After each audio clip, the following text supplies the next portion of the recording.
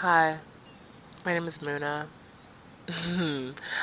I've tried to film this about 5 times, and I just told myself you just have to send it because you can't sit here drafting for 50 minutes. You know, that's probably what I should have done so that I'm not sitting here drafting for 50 minutes in front of the camera. I should have actually made a transcript for the interlude of what I want to hopefully turn into a podcast. Actually, you know what? No, we're gonna kill the ego. We might make this my first episode because I've been telling myself I won't because it's not organized enough. It's not critical enough. Whatever. I sound pretentious. Jesus. Oh no. I'm here. It is 3 o'clock in the afternoon. It's beautiful on my college campus. I'm in a little secluded area and corner that I come to a lot. It's not quite a corner. I think it's a pretty big like field of grass, and I just feel like not many people know of it, and I enjoy unraveling here. I don't have an answer for you, if that's what you're here for. I don't have an answer for you, but I do have a mind to explore concepts and concerns that you can hopefully relate to. And who knows, maybe you can even gain perspective from the things that I say, even though they may not be coherent. And the laugh of despair. What happens when the person that you so terribly feared becoming is exactly who you are?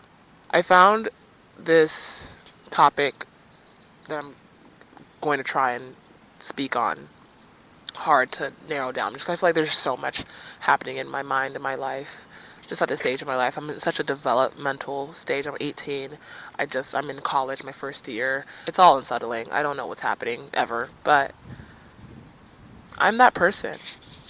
Or I became that person. I think I've been that person. I don't quite know, but it's been revealed to me that I am that person. I think, at least as a woman, I've had that friend where they were very male centered and, you know, asking me for advice about terrible situations, and I would constantly be like, leave the situation, and they would, stay, or lots of psychological discombobulation. And that's the girl I feared becoming. I think the greatest question when you realize that you've become someone that you didn't want to be, it isn't how do I, reverse all damage that's been caused, or, make up for all that could have been. I think we just want to fix when we realize, oh shoot, who am I? We want to fix. It's so interesting, but I think that's so counterintuitive. I think that instead of fixing and fixing and fixing and trying to do, I think we need to stop. I think we need to sit. I think we need to make peace, and I think we need to have grace. And that's so uncomfortable for me. That is so in like you don't understand how like it's so uncomfortable for me that I've genuinely escaped the discomfort to go back to my old ways. I've done that. I've genuinely like escaped the discomfort of sitting and giving myself grace for all the ways that I've been. Because I think the hardest part of realizing, that you're someone that you didn't want to be is forgiving yourself. Forgiving yourself for the people that you've hurt in the process, forgiving yourself for the inner child that you've deprived of things. That's a heavy word because you're still alive, so you have ample time, you have ample opportunity. My boyfriend told me something, and he said how entitlement can go both ways. It can go from, feeling egotistic, or I think ego is in both of them, but then also feeling an amount of guilt that keeps you stagnated. That's also entitlement. And that's something that I've struggled with within my relationships, but I'm also struggling now that I'm looking at them from the outside in because some people have left my life.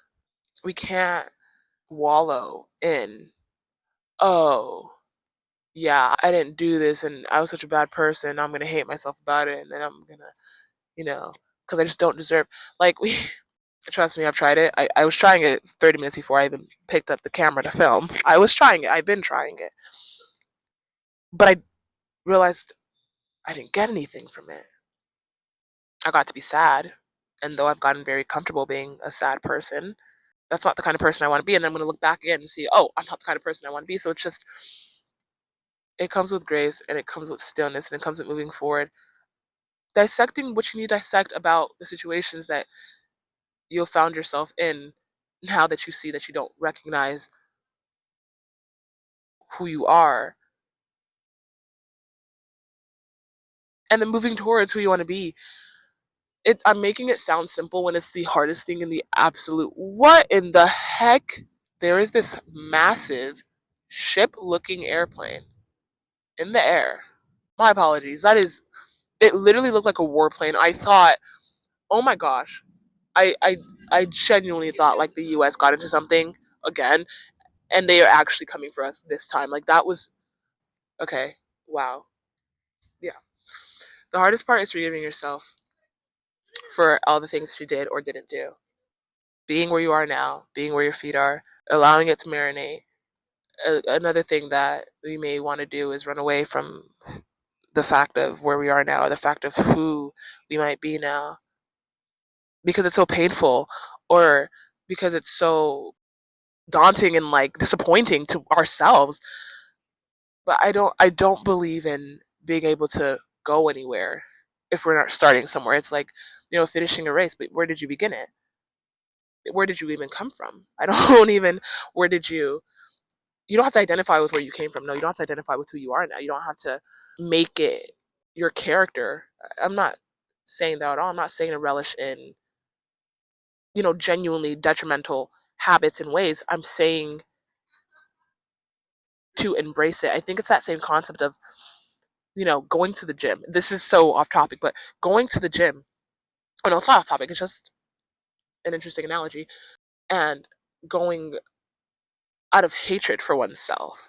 And that's the starting point. The starting point is going to gym to get to whatever goal you want to, whether it's longevity or, genuine, muscle growth, whatever.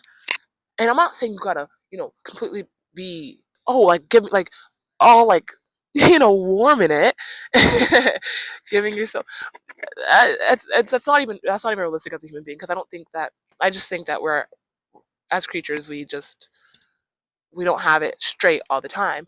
But operating from that place of, hatred can do so many things. It can make the actual rewards feel so much less great, and that's something I'm experiencing. I mean, I've been given the opportunities in some of a relationship of mine to actually rebuild, and I can't even stop blaming myself, or I can't even allow myself to enjoy the good that and the safety that's being rebuilt, because I'm so busy knocking myself for the ways that I've been bad, like the ways that I've, not had it. But it isn't doing me any good. And I wondered, okay, well, what if I gave myself grace, and what if I operated from a place of love for myself, and a place of true forgiveness, and it'll take forgiving myself every single day and coming back every single day, because it's completely terrible when you realize the things that you've done or didn't do. I just lost my train of thought. Oh my gosh, am I officially a podcaster for losing my train of thought? Wow.